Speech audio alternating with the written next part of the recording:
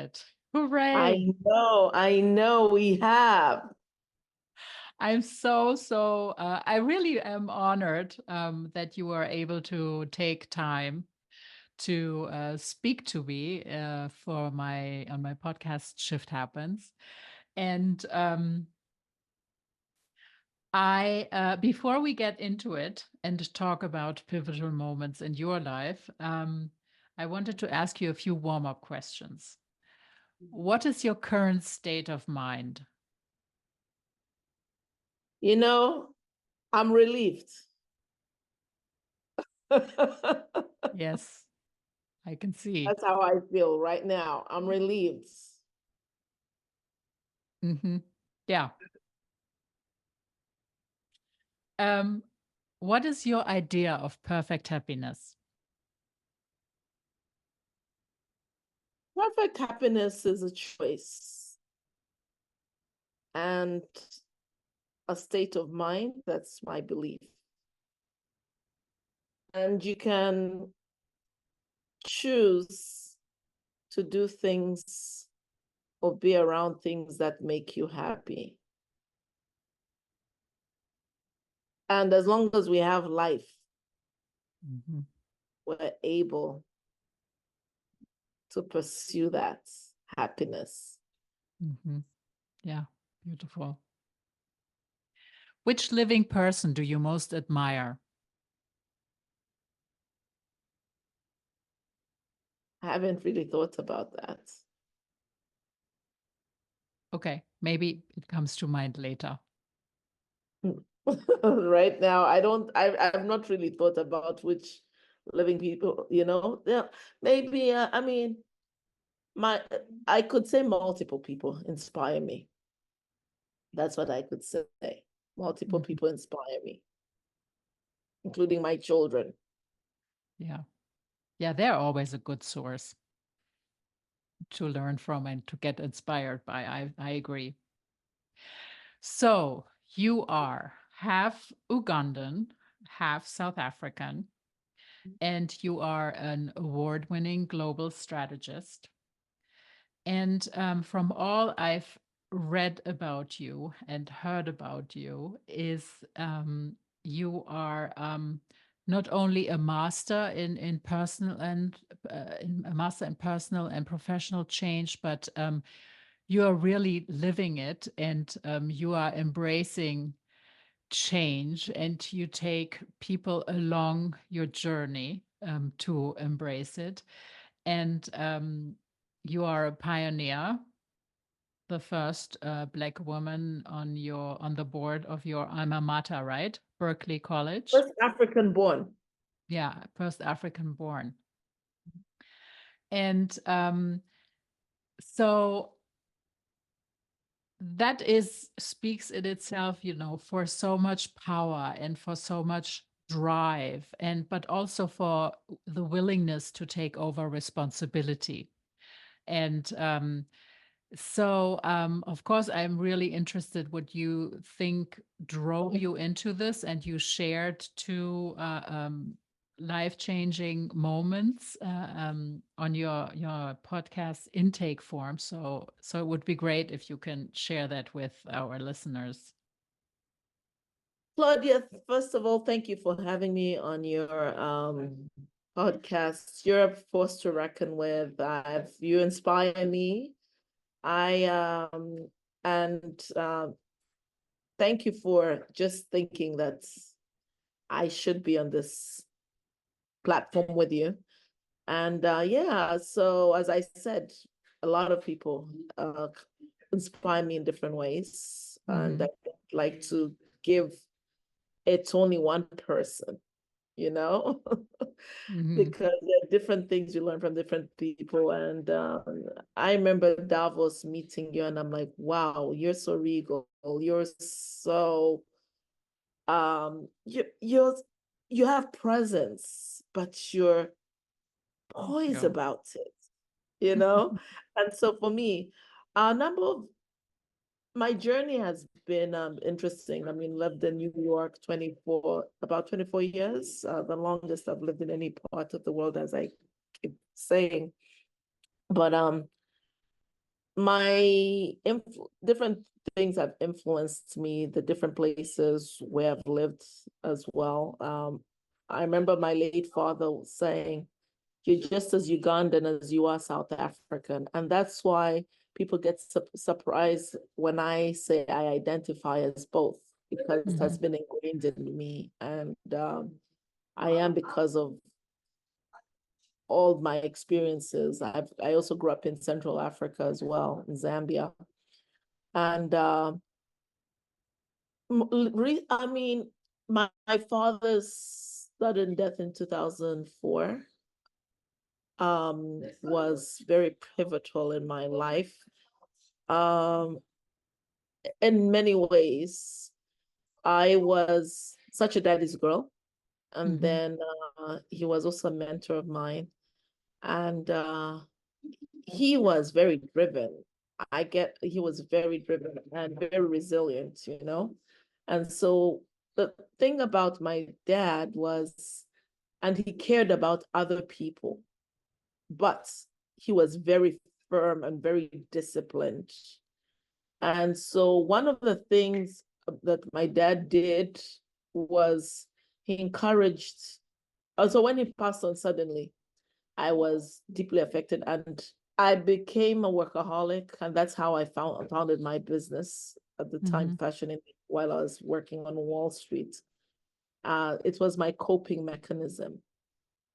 And, I didn't realize the impact of it. But so you worked on Wall Street, and in parallel, you started this business, yes, yes. Fashion Indie. And it was just because I just needed an outlet.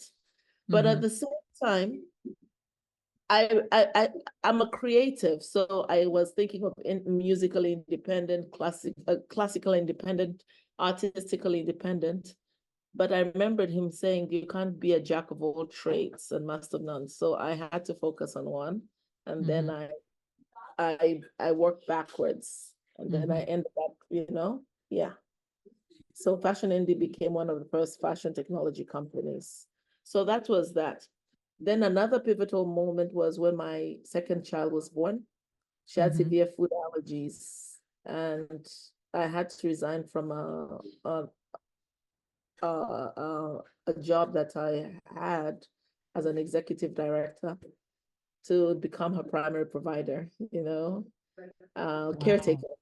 And that's how I ended up doing a lot of remote stuff, becoming a consultant. That must have been so challenging on so many levels. I mean, Yeah, this was in 2012. You can yeah. imagine 2012. So this was before remote work was a thing.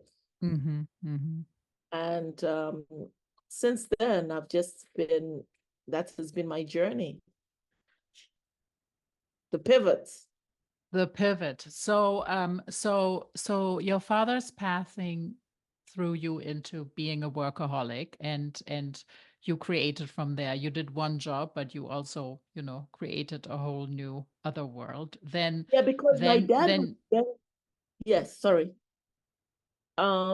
He was very pragmatic, and he always says, so his best friend said, don't your dad always believed in not mixing reason with emotion. At the same time, your dad wouldn't want to see you ruined and a mess. So I kept on thinking about, okay, yes, I'm warning dad, but what can I build out of it?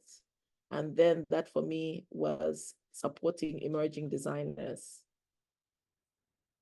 But and I read you were the first, Fashion Indie was the first basically social media consultant for Louis Vuitton back They in. outsourced their blogger relations to us. We're the first company that outsourced their blogger relations to. That was unheard of back in the day, because we're also one of the first fashion blogs at the time.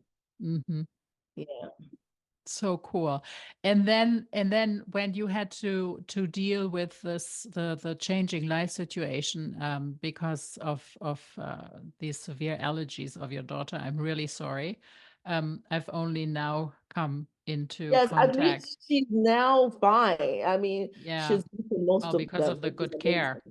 amazing. Yeah. Yes, a lot of, But yeah. also there, and as you said, it was at times before Zoom and before Google Meet and so on and so forth. And but you turned your situation around, and you became and established being a work from home mom, and still worked on your career, and built these new fields and engaged people, and this is just an incredible drive. And so you live in the US, but you are very close. You work very closely with African organizations, right? And are at the forefront really of bringing Africa much more into the focus and into the economic focus. Yes. Yes, so yes, you know, Claudia, for me, I remember my father saying, don't forget where you're from, don't forget, even if you don't live on the continent, that doesn't mean you can't create impact on the continent. That's what he used to say. So for me, it became a thing of, I thought I was going to move back to Uganda and work with Citibank just after graduation, because he literally passed on a couple of days after I'd received my results, college results, and he missed my graduation walk by about 3 months, 4 months or so. Mm. So that's interesting place. And then I Mhm. was like, okay, now what is the Mhm. future? So Mhm. my future ended up being in America. And I've always thought about, he mentored a lot of people. So I saw that, I started working with him from when I was 15 years old. So I think that work ethic also developed as a result. I mean, don't get me wrong, I'm not perfect. But I'm able to pick myself up when Mhm. I fall, and this Mhm. is also because I'm intentional and I've learned to surround myself with people who will encourage you even when the going gets tough, but also who are accountability Mhm. partners and will call you out if you're not working at your optimal self, you know? So for me, those have been things that have also reminded me about, okay, the store Africans, there are lots of amazing Africans, lots of amazing, not only Africans, but also people who do business with Africa. Mhm. And so we need to tell those stories until the story of a lion is told, you'll glorify the story of the hunter. That is, when media would focus on the stories regarding the continent, they'd focus on what they want, what will sell, supposedly, Mhm. but Mhm. not a balanced approach. And so for Mhm. me, I'm like, okay, yes, there might be some negative things out of the continent, but there are also these amazing stories, and people on the continent want to be seen as also equal trade partners, and Mhm. you can do amazing business with them, and they can also, not necessarily you doing business on the continent, but people can also export to the US. So that is for me, about all of us looking at, hey, we can work, we can trade together. Mhm. Mhm. Yes, And it's just, being willing to build these bridges, yeah, cultural yes, bridges, absolutely. economic bridges. Yeah. Look at Yeah. how, I mean, our relationship formed, it's that willingness to build together. And Yes. because Absolutely. ultimately, um, we're human and we're trying to work towards also, certain, we want to also have a good conscience and enjoy life.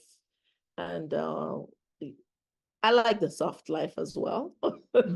Well, who doesn't? And it's so important, right? To be able to Exactly. embrace that too. So So we what have to is at work to it. yes. What is at the moment professionally your main focus? So I formed the New York Africa Chamber of Commerce, which is, Oh, wow. yes, it's That's launching during cool. UNGA in September. Fantastic. Oh, that's September 27th fantastic. to be exact. So actually, I hope you're in town during UNGA so that you Yes. should come over, I'll Yeah. see the date. So I'll tell you more about that. And yeah, yeah, so that's the highlights. Yeah. Yeah. That's fantastic. That's huge.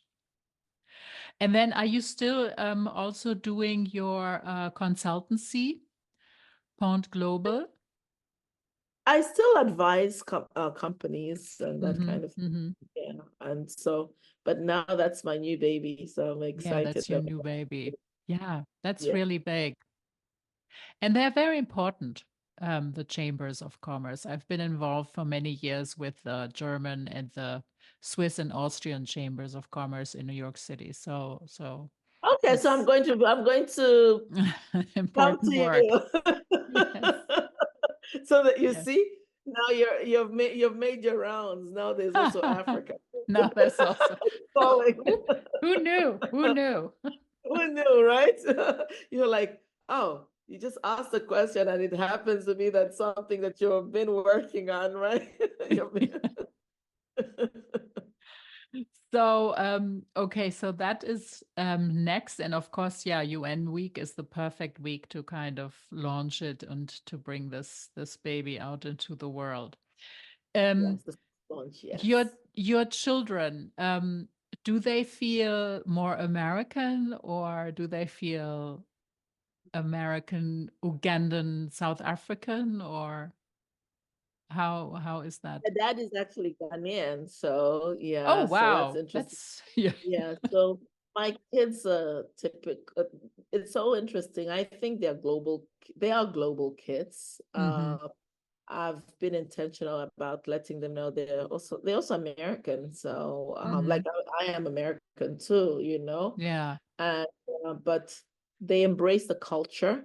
They're Hmm. proud and they're very aware of uh the culture, the food. And they actually asked me if I could teach them a language. I wish I was good at languages, but I'm very poor. But Hmm. I'm still finding who could teach them an African language. But at Hmm. the same time, they're doing Spanish. My oldest has been doing Spanish for about 5 years now. Great. And the second one is doing the same. And they like I was surprised. My youngest two are 12 and 6, and they know all the flags of the world.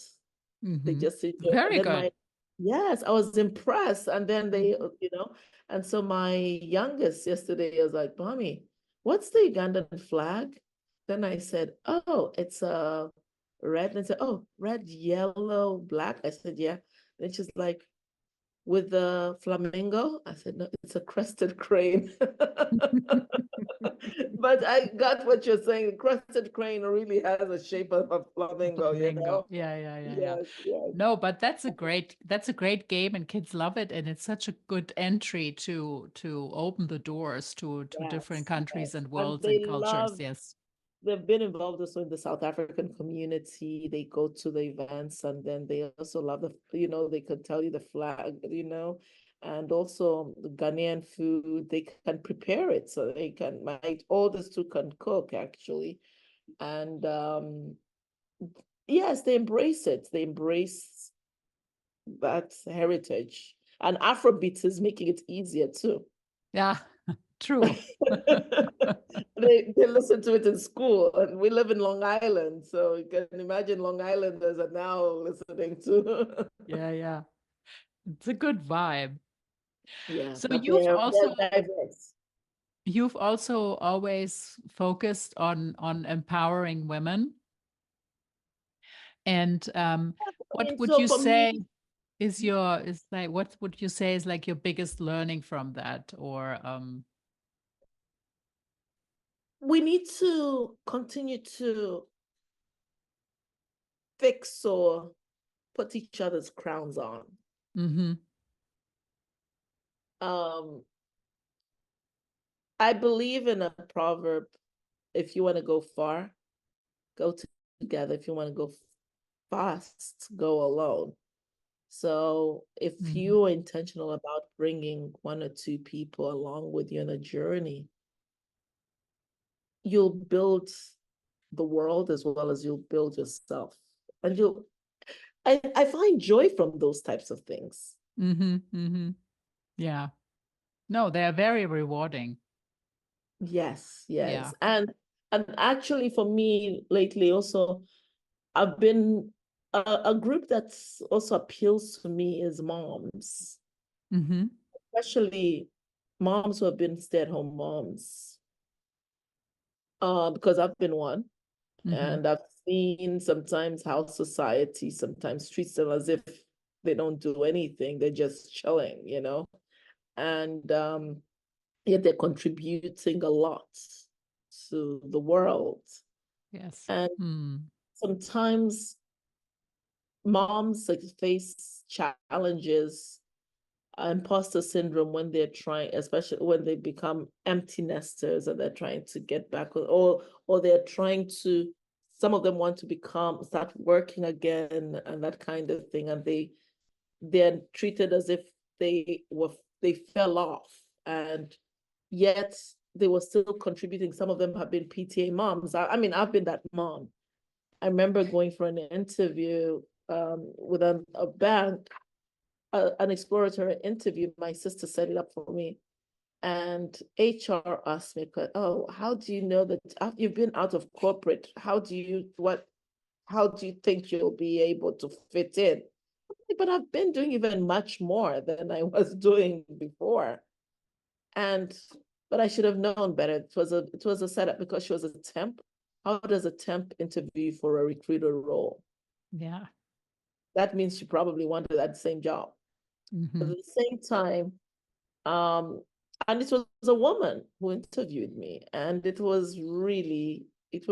I was saddened because I was not given the opportunity automatically to think, oh, what do you bring to the table? And unlike some moms, I was a consultant. So, but at the same time, even if I wasn't a consultant, that shouldn't be The way. Achilles heel, Yeah. Yeah. It should never be. People take time off to do what works for their family, and that should be respected. And Mhm. if one wants to go back into the workforce, that should also be respected. We Mhm. shouldn't Mhm. be they shouldn't pit one people versus the other. Yeah, Mhm. I think, yes, you're right. And I think, I mean, it's slowly here and there getting better. it's getting The better. I agree. the language around it gets much more respectful. Um, and but it's an incredibly slow process.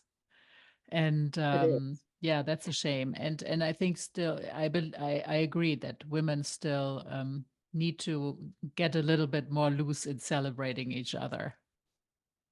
Yes, yes. And even those who are not able to have children, that should also Mhm. it's Yeah, shouldn't be made to feel absolutely. bad about it. Yes, yes. Yeah. And those are all choices. And we need to be respectful of choices. Yeah. So you are very busy, as I can attest, because I tried to catch you so many times. And what is your way to keep in balance, to calm down? What energizes you? What are a few life hacks we can steal from you? I'm still working on that. But I'm I'm still, you know what? I'm trying to be intentional about setting time aside, and sometimes also I also give room for impromptu stuff, Mm-hmm. not being too structured. Like if you, Claudia, called me because you have my number and just say, hey, Busie, if I'm available to chat, I'll chat. I won't get offended that, oh, Claudia did not make an appointment. If I'm not able to speak, I'll say, hey, can we set up time to speak? Mm-hmm. So I've learned that also helps me do certain things and Mm-hmm. not feel the pressure of doing tasks or making it too routine, too rigid. Mm-hmm. And I like going to get a massage sometimes, go to a spa. And sometimes I'll even go and grab a meal by myself Mm-hmm. Oh, nice. and Yeah. just enjoy some alone time. Mm-hmm. And I also driving. I just enjoy taking drives in the country. Yeah. Yeah, that's also a good way to get focused. Yes. And Yeah. I sometimes decide, okay, I'm shutting down. Maybe I need the nap. I'm learning not to feel guilty about that. Oh, yeah. That's a big lesson. Yeah. I'm still Yeah. working on that one. Yeah. And so tell me, how do you do it? So that I Yeah. can learn I actually just recently got back into yoga and meditation. Mhm. And I almost had the feeling that my body was telling me, finally, yeah. It was very yeah, it was a very intense experience. So I like to cultivate that again. And also yeah, And I'm rest also and very prayerful. So prayer also grounds me and yeah, it helps hmm me. hmm yeah. I mean, we have to. I think we have to cultivate it because the speed of the world and the uncertainty that is around, I don't think it's going away. It's here to stay. So how do we brace ourselves for it? That's 100%. Yeah, yeah. Well, I um, I am very, very grateful for your wisdom and for the drive that we kind of experience through you, and that there's a next project on the horizon. Of course, I'm super curious. Where will you have offices in New York Yeah, with the New York. African American Chamber? Yeah, The New York Africa Chamber of Commerce. New York Yes. Africa Chambers of Commerce. Okay, very cool. Well, congratulations. Honored that I was with you today. Thank you so much. Yeah, thank you, Busie, and we'll stay in touch. Absolutely. Let's do that. Okay. Are you in town? Yeah, yeah, I Yeah, am. let's get together soon. We will. Okay. Take Thank care. you so much. Bye bye.